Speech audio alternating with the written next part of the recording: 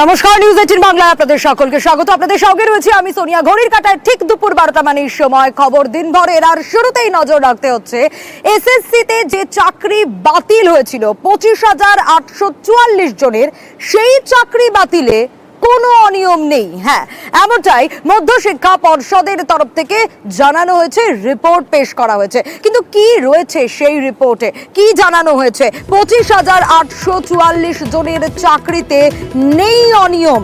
SSC চাকরি বাতিল মামলায় এমনটাই রিপোর্ট মধ্যশিক্ষা পর্ষদের। সুপ্রিম কোর্টের রিপোর্ট মধ্যশিক্ষা পর্ষদের। কি রিপোর্ট দেওয়া হয়েছে, যে রিপোর্ট দেওয়া হয়েছে সেই রিপোর্টে কি রয়েছে আরো বিস্তারিত অর্ণব আমাদের এই বিষয়ে জানাবে। অর্ণব, কি রয়েছে সেই রিপোর্টে, কি কি লেখা রয়েছে মধ্যশিক্ষা পর্ষদের তরফ থেকে যে রিপোর্ট জমা দেওয়া হয়েছে?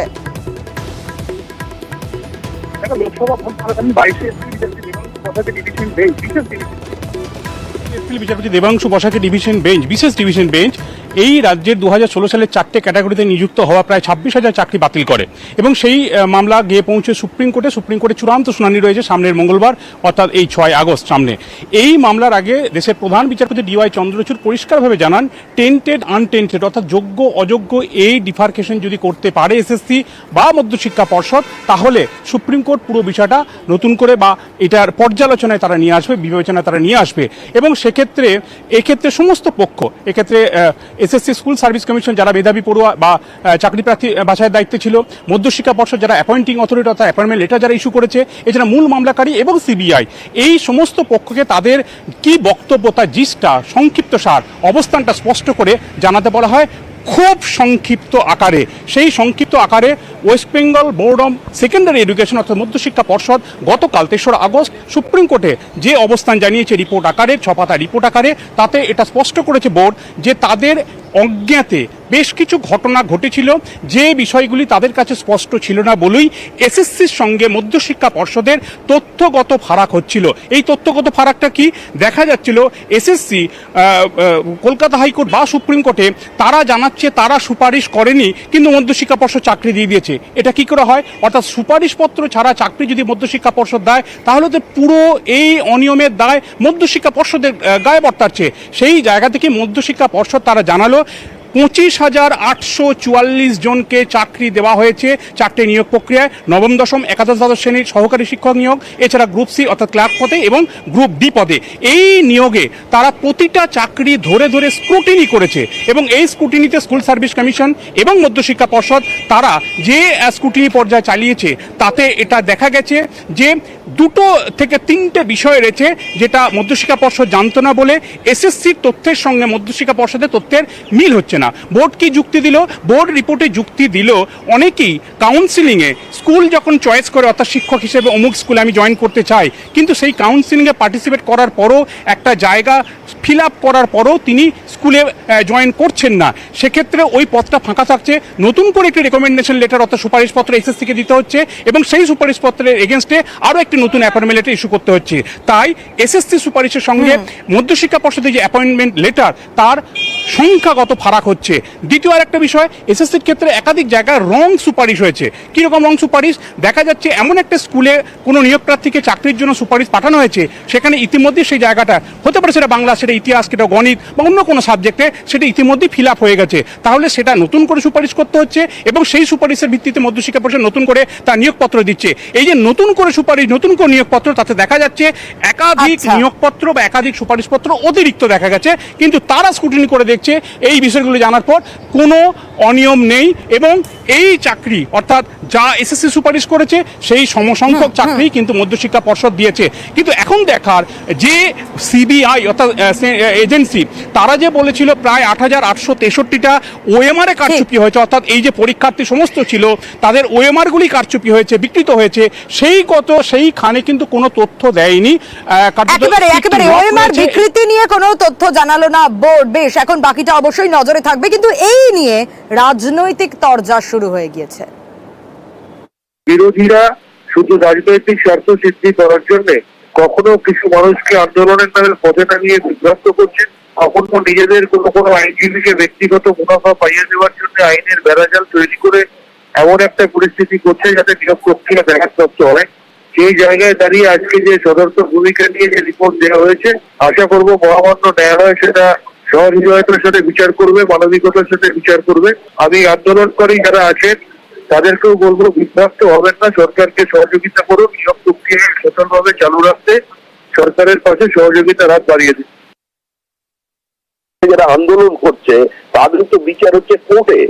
যখন সুপ্রিম কোর্ট বলুক, সুপ্রিম কোর্ট যদি কথা বলে যে নিয়োগ নিয়ে কোনো দুর্নীতি নেই, নিয়োগ নিয়ে কোনো স্বেচ্ছাচারিতা নেই, নিয়োগ নিয়ে কোনো বেনিয়ম নেই, তাহলে অবশ্যই আমরা সেটা সেই কথা শুনবো। কিন্তু আজকে মধ্যশিক্ষা পর্ষদে বলুন আর আপনার এই শিক্ষা দল, আপনার যারা ওদের মধ্যে ছিলেন পার্থ চ্যাটার্জি, মানিক ভট্টাচার্য, সুবীরেশ ভট্টাচার্য, এদের কথা এর মধ্যে তো কোথাও কোনো পার্থক্য নেই। 40,000 সরকারি চাকরি বিক্রি হয়ে গেছে, লোক তো প্রতিষ্ঠিত, প্রমাণিত, দৃশ্যমানতায় আছে, জনগণে প্রতিষ্ঠিত। এটা এখন আইনি দীর্ঘসূত্রিতার জন্য মানুষ হতাশ হচ্ছে। আমরা চাই এটা তাড়াতাড়ি শেষ হোক। আর এবার নজর রাখতে হচ্ছে রেশন দুর্নীতিতে চাঞ্চল্যকর তথ্য। কি তথ্য হাতে আসছে? রেশনের টাকা সুদে খাটতো জ্যোতিপ্রিয় মল্লিক, তিনি সুদে টাকা নিতেন। হ্যাঁ, কত টাকা নিতেন, কার থেকে নিতেন আপনাদের জানাবো। আলিফের কাছ থেকে রেশনের টাকা নিতেন জ্যোতিপ্রিয়, কারণ টাকা খাটাতেন তিনি। কত টাকা জানলে চোখ কপালে উঠবে আপনার। জানাবে আমাদের অনুপ আরো বিস্তারিত।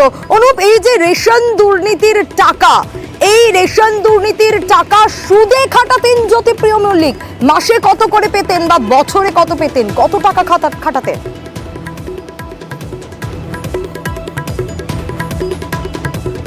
রেশন বন্টন দুর্নীতি মামলা জ্যোতিপ্রিয় মল্লিককে আগেই গ্রেপ্তার করা হয়েছিল। পরবর্তী ক্ষেত্রে আলিফ নূর এবং আনিসুর রহমান, এই দুই ভাইকে গ্রেপ্তার করা হয়েছিল। পরবর্তী ক্ষেত্রে জিজ্ঞাসাবাদ, সেই জিজ্ঞাসাবাদে কিন্তু চাঞ্চল্যকর তথ্য ইতিমধ্যেই ইডির হাতে। তার কারণ রেশন বন্টন যে দুর্নীতির টাকা, সেই বিপুল পরিমাণে কোটি টাকা কিন্তু একেবারে জ্যোতিপ্রিয় মল্লিক, প্রাক্তন খাদ্যমন্ত্রী, তিনি খাটাতেন।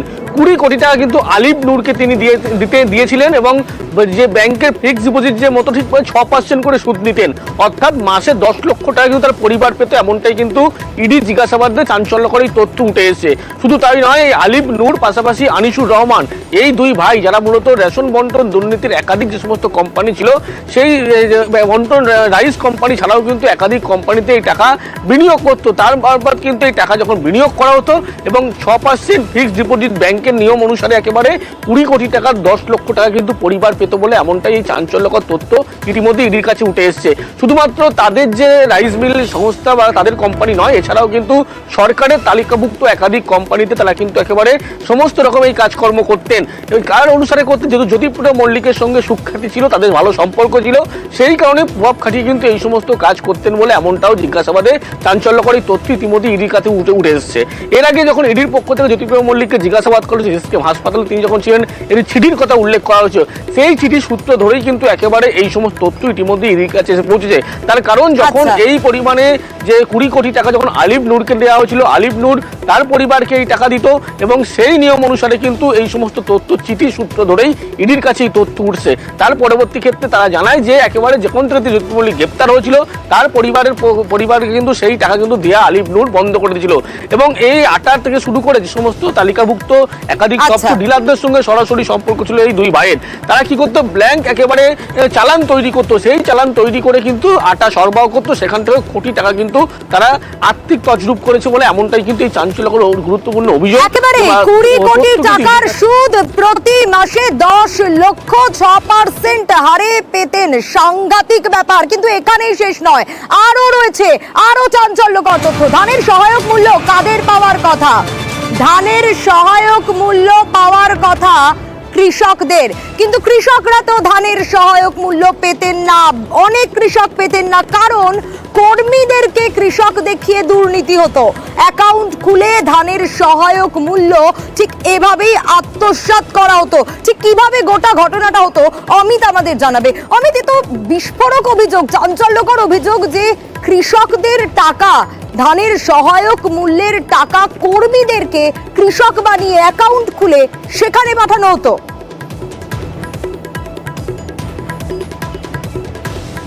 একেবারে দেখো, তদন্ত করতে গিয়ে রেশন দুর্নীতি তদন্ত করতে গিয়ে আলিফ এবং তার ভাই আনিসুর এই মুহূর্তে ইডি হেফাজতে রয়েছে এবং তদন্ত করতে গিয়ে দেখা যাচ্ছে যে এদের পৈতৃক যে ব্যবসা চালকল, সেটি প্রথম 2007 সালে হলেও 2011 সালের পর যখন জ্যোতিপ্রিয় মল্লিক খাদ্যমন্ত্রী এবং বাকিপুরের মাধ্যমে এদের সাথে জ্যোতিপ্রিয় মল্লিকের ঘনিষ্ঠতা বাড়ে এবং 2015 সালে প্রথম তারা কোম্পানি খোলে। কোম্পানির নাম ইডি সূত্রে যেটা বলা হচ্ছে পীর Gorachand food processing private limited. এরা 2015 সালে ফার্স্ট এই কোম্পানিটা খোলা হয়। তারপরে 2016 সালে আরও একটি কোম্পানি খোলে এবং ইডি আধিকারিকরা যেটা দাবি করছেন 2018 থেকে 2022-এর মধ্যে আরও 3টি সংস্থা খোলা হয়, খুলেছিলেন এই দুই ভাই। খোলার কারণ কি? কারণ ইডির তরফে যেটা দাবি করা হচ্ছে যে চূড়ান্ত পর্বে সর্বোচ্চ পর্বে যখন এসব দুর্নীতি অর্থাৎ 2018 থেকে 22-এর মধ্যে সেই সময় ধান কেনার নামে সহায়ক মূল্য যে কারচুপি করা হয়েছে, যেটা গরিব চাষিদের পাওয়ার কথা, সেই টাকা সরাসরি পৌঁছে গিয়েছে এই 5টি যে সংস্থার কথা বলা হচ্ছে ইডির তরফে। এই 5টি সংস্থা যারা কর্মী ছিলেন এবং আনিসুর এবং আলিফের যারা আত্মীয় পরিজন ছিলেন তাদেরকে কৃষক দেখিয়ে তাদের নামে অ্যাকাউন্ট খুলে ধান কেনার সহায়ক মূল্য চলে গিয়েছে তাদের অ্যাকাউন্টে, অর্থাৎ গরিব চাষিদের যে টাকা পাওয়ার কথা ছিল সেই টাকা কিন্তু চলে গেল এই 5টি কোম্পানির যারা কর্মী তাদের অ্যাকাউন্টে। তাদেরকে কি দেখানো হলো? তাকে কৃষক দেখানো হলো। এখানেই তাই নয়, এই 5টি কোম্পানির সঙ্গে সরাসরি যোগসূত্র বা আর্থিক লেনদেন পাওয়া যাচ্ছে জ্যোতিপ্রিয় মল্লিকের 3টি কোম্পানি, যেখানে দফায় দফায় কিন্তু আর্থিক লেনদেন হয়েছে, অর্থাৎ টাকা ট্রান্সফার হয়েছে। অর্থাৎ বাকিবুর রহমানের কোম্পানির সাথে যেমন জ্যোতিপ্রিয় মল্লিকের কোম্পানি যেমন আর্থিক লেনদেন হয়েছিল, একইভাবে দেখা যাচ্ছে আনিসুর এবং আলিফের যে 5টি সংস্থা রয়েছে এই সংস্থাগুলির সঙ্গে জ্যোতিপ্রিয় মল্লিকের সংস্থার আর্থিক লেনদেন হয়েছে। এছাড়া বিভিন্ন সময় যে ব্যালেন্স শিট তারা খতিয়ে দেখতে চাইছেন, কারণ বিভিন্ন সময় দফায় দফায় এই সমস্ত সংস্থার অ্যাকাউন্টে টাকা আসছে। এই টাকাগুলো কোথা থেকে এলো? এবং বর্তমানে প্রায় 6 থেকে 8 কোটি টাকার মতো টাকা রয়ে গিয়েছে অলিভ এবং আনিসুরের ব্যাংক অ্যাকাউন্টে। এই টাকা কোথায়? একেবারে অমিত, ভয়ঙ্কর অভিযোগ। একদিকে তো সুদে টাকা খাটানো আর তারই পাশাপাশি আবার কর্মীদেরকেই কৃষক বানিয়ে দেওয়া।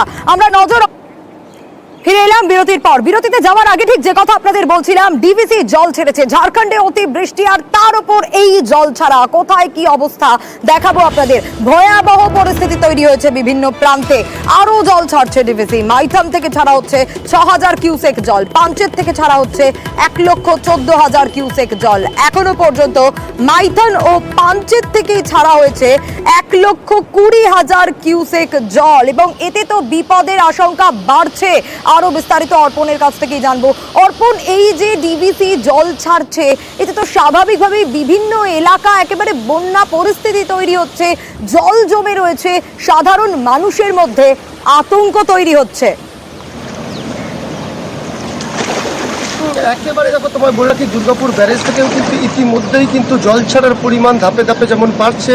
দুর্গাপুর ব্যারেজ থেকে জল ছাড়া হয়েছে কিন্তু 98,525 কিউসেক জল ধাপে ধাপে ছাড়া হয়েছে এবং দেখা যাচ্ছে যে দামোদরের আশেপাশে যে জেলাগুলি রয়েছে সেই জেলাগুলিতে কিন্তু বন্যা পরিস্থিতি একেবারে দেখা দিয়েছে যেরকম, এবং দেখা যাচ্ছে আশেপাশে যে গ্রামগুলি এবং যে জেলাগুলি রয়েছে মানুষের মধ্যে কিন্তু আতঙ্ক বাড়ছে। অর্থাৎ দেখা যাচ্ছে যে পাঞ্চেত এবং মাইথন জলাধার থেকে যে পরিমাণে জল ছাড়া হচ্ছে সেই জল কিন্তু আস্তে আস্তে এসে দুর্গাপুর ব্যারেজে পৌঁছাচ্ছে এবং দুর্গাপুর ব্যারেজ থেকেও কিন্তু জল ছাড়া হচ্ছে এবং বিপদসীমার ওপর দিয়ে বইবে জল এবং এই জল ছাড়ার পরিমাণ অনেকটাই বাড়বে। বেলা যত বাড়বে জল ছাড়ার পরিমাণ আস্তে আস্তে বাড়বে এবং জানা যাচ্ছে যে বিপদসীমার ওপর দিয়ে কিন্তু তখন জল বয়ে যাবে এবং আশেপাশে যে এলাকা ইতিমধ্যেই সতর্কতা জারি করা হয়েছে, প্লাবনের পরিস্থিতি তৈরি হতে পারে এবং বেশ কয়েকটি জেলায় দেখা যাচ্ছে সেখানে কিন্তু জলমগ্ন হয়ে পড়েছে। অর্থাৎ মানুষের মধ্যে কিন্তু আতঙ্ক বাড়ছে। জল ছাড়া কিন্তু এই ডিভিসি কর্তৃপক্ষ ধাপে ধাপে এই জল ছাড়ার পরিমাণ বাড়াবে। যে কথা বলছিলে বেশ, কারণ বিভিন্ন প্রান্তের দিকে যদি আমরা নজর দিই ঠিক কোথায় কিরকম অবস্থা, বিভিন্ন জেলায় ঠিক কি ছবি ধরা পড়ছে আরো বিস্তারিত দেখাবো আপনাদের। জগৎবল্লভপুরের ছবিটা আপনাদের দেখানোর চেষ্টা করব। চারিদিক জলমগ্ন, দেখুন সেই ছবিটা। আর এই ডিভিসির ছাড়া জলেই কিন্তু এই বিপত্তি। হাওড়ার জগৎবল্লভপুর একাধিক জায়গায় জল বাড়ছে, একাধিক বাঁধ ভেঙেছে। জগৎবল্লভপুরের কোথায় কি অবস্থা আরো বিস্তারিত দেবাশিসের কাছ থেকে জানার চেষ্টা করব। দেবাশিস, কি পরিস্থিতি ডিভিসির এই জল ছাড়ার জন্য? তো চারিদিক জলমগ্ন, সেখানকার মানুষজন কিভাবে দিন কাটাচ্ছে, স্থানীয় প্রশাসন কি ব্যবস্থা নিচ্ছে?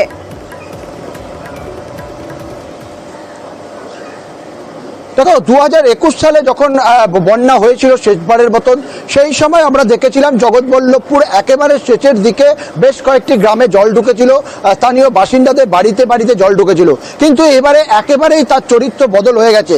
এইবারে কি হলো, হঠাৎ করেই দেখা গেল যে গতকাল থেকে বিভিন্ন জায়গায় যে মূলত দামোদর নদের যে শাখা নদী কানা দামোদর, সেই কানা দামোদরের জল অতিরিক্ত বাড়তে শুরু করলো। কালকে চাদুল এবং যদুপুর গ্রাম যা বিচ্ছিন্ন হয়ে গেল জগৎবল্লভপুরের কাছ থেকে, একটি মাত্র রাস্তা এবং সেই যে পোল, সেই পোলের ওপর প্রায় 1 মানুষ সমান জল হয়ে গেল। এরপর সেই জল যখন আরো সামনের দিকে এগোলো, অর্থাৎ পাঁচলার দিকে পাতিহালে পরপর দুখানা বাঁধ একটা ভেঙে গেল এবং তাতে কিন্তু যথেষ্ট দুশ্চিন্তার ভাঁজ ইতিমধ্যেই প্রশাসনের কপালে। তার কারণ সকাল থেকে আমরা দেখতে পাচ্ছি আরো বেশ কয়েকটি জায়গায় কিন্তু পরিস্থিতি যথেষ্ট অবনতি হয়েছে। ফলে এই মুহূর্তে জেলা প্রশাসনের তরফ থেকে সেখানে বিভিন্নভাবে ক্যাম্প করা হচ্ছে। বিডিও থেকে বিধায়ক তারা গতকাল রাত থেকে এই যে বাঁধগুলি রয়েছে সেই বাঁধগুলি সাময়িকভাবে মেরামতির কাজ চালাচ্ছে, বাস দিয়ে সেগুলিকে ব্যবস্থা করা হচ্ছে। তবে একেবারে দেবাশিস প্রশাসনের তরফ থেকে ব্যবস্থা নেওয়া হচ্ছে, কিন্তু বাঁধ ভাঙায় এখনো পর্যন্ত বিচ্ছিন্ন একাধিক গ্রাম। ভারী বৃষ্টি হওয়ার কারণে আমাদের হাবিবপুর গ্রামের দিকে যে বাঁধটা ছিল সেটা ভেঙে এখন জল ঢুকছে গ্রামের ভিতরে। খুলনার দিকে আমরা আগে চলে যাচ্ছি আস্তে আস্তে করে। সরকারের কাছে অনুরোধ করবো যে এটা একবার দেখভাল করার জন্য। শুধু জগৎবল্লভপুর নয়, আরো ছবি আপনাদের দেখাবো। ডিভিসির ছাড়া জলের বিপত্তি, ডিভিসির জলের বিপত্তি উলুবেড়িয়াতেও। দেখুন আপনাদের ছবিটা দেখাচ্ছি, উলুবেড়িয়ার আমতায় একেবারে বিপদ সীমার ওপর দিয়ে বইছে মুন্ডেশ্বরী। 4টি বাঁশের সাঁকো ভেঙে গিয়েছে, একাধিক গ্রাম বিচ্ছিন্ন। কি পরিস্থিতি আরো বিস্তারিত আমরা জানবো। আমাদের সঙ্গে রয়েছেন আমাদের প্রতিনিধি সন্তু রয়েছেন আমাদের সঙ্গে। সন্তুর কাছ থেকে আরো বিস্তারিত জানবো। সন্তু, কি অবস্থা একটু জানতে চাইবো, তার কারণ এখানেও একটা প্রশ্ন উঠছে, এত বাঁশের সাঁকো ভেঙে যাওয়া, সেতু ভেঙে যাওয়া, বিপর্যস্ত সাধারণ মানুষ, স্থানীয় প্রশাসন কি বলছে? দেখো, আমতার যে মুন্ডেশ্বরী নদী, সেই নদীর জল কিন্তু এই মুহূর্তে বিপদসীমার ওপর দিয়ে বইছে। তার ফলে কিন্তু আমতার সাথে দ্বীপাঞ্চল ভাটোরা, যেখানে হচ্ছে 2টি গ্রাম পঞ্চায়েত আছে, সেখানে কিন্তু যোগাযোগ প্রায় বিচ্ছিন্ন হয়ে পড়েছে। কারণ 4টে বাঁশের সেতু গতকাল রাতেই ভেঙে গিয়েছে। ফলে সমস্যায় পড়েছেন প্রায় কয়েক হাজার মানুষ। তারা এই মুহূর্তে একমাত্র ভরসা হচ্ছে নৌকা। সেই নৌকার মাধ্যমেই কিন্তু রুগী থেকে শুরু করে সাধারণ মানুষ কিন্তু যাতায়াত করতে বাধ্য হচ্ছেন। যেটা ঘটনা ডিবিসি ছাড়া জলেই কিন্তু এই মুহূর্তে আমতার যে রূপনা মুন্ডেশ্বরী নদী, সেই নদী কিন্তু কার্যত ফুলে ফেপে উঠেছে এবং তার ফলেই যে 4টে বাঁশের সেতু, সেই সেতু ভেঙে গিয়েই কিন্তু বিপত্তি। এবার প্রশাসনের তরফ থেকে বিভিন্ন রকম কিন্তু সতর্কতামূলক ব্যবস্থাও নেওয়া হয়েছে বিভিন্ন জায়গায়। যে ভাটোরা দ্বীপ অঞ্চল, সেখানে কিন্তু যেমন স্বাস্থ্যকেন্দ্র ব্যবস্থা করা হয়েছে, তেমনই কিন্তু বিধায়ক সুকান্ত পাল জানিয়েছেন কিন্তু প্রশাসনের তরফ থেকে সমস্ত রকম ব্যবস্থা, আপৎকালীন যে সমস্ত সব কিছুই ব্যবস্থা করা হয়েছে। যদিও জল বাড়ার সাথে সাথে এই দ্বীপ অঞ্চল কিন্তু প্লাবিত হওয়ারও আশঙ্কা করছেন তিনি। বেশ সন্তু, একেবারে স্থানীয় প্রশাসন কি বলছেন, ক্ষতিগ্রস্ত মানুষরা কি বলছেন, বিধায়ক কি বলছেন শোনাবো। এই স্রোতের নৌকা খুব কম প্যাসেঞ্জার নিয়ে যাচ্ছে, আর এর থেকে বেশি জল হলে জোয়ারের সময় মোটামুটি ওভারফ্লো হয়ে যাবে, আর মানুষ তো বিপদের মধ্যেই আছে। হচ্ছে ব্রিজ হলে সেটা সুবিধা হতো, কিন্তু এমনি নৌকাতে সমস্যা হচ্ছে। নদীতে জলও তো আছে। হ্যাঁ, এখন কোথায় যাবো? ডাক্তার খানা? কোন গাড়িতে করে যাবে? ওই তো কিসে করে আপনার কি অসুবিধা? অসুবিধা কি এখন? আমি পাতা যে এখন দিয়েছি খুলবে, এটা খুলবে। 3টি গ্রাম পঞ্চায়েত পরিচালিত, 3টেই গতকাল স্রোতে ভেঙে যায়। আমরা এই দ্বীপাঞ্চলের সঙ্গে ভূখণ্ডে সংযুক্ত করার জন্যে আমরা সরাসরি সকাল থেকেই ফেরি সার্ভিস চালু করি। নিয়ন্ত্রিতভাবে পুলিশ সেই কাজ দেখছেন, তদারকি করছেন যাতে কোনো মানুষের বিপদ না হয়। কিন্তু জলস্তর এবং যেভাবে স্রোত চলছে তাতে যদি আরও জল ছাড়ার পরিমাণ বাড়ে তাহলে আমাদের দ্বীপাঞ্চল প্লাবিত হতে পারে। আমরা দ্বীপাঞ্চল যদি প্লাবিত হয়, আমাদের সমস্ত কিছুই আমাদের আগাম সতর্কতা এবং ব্যবস্থা নেওয়া হয়েছে।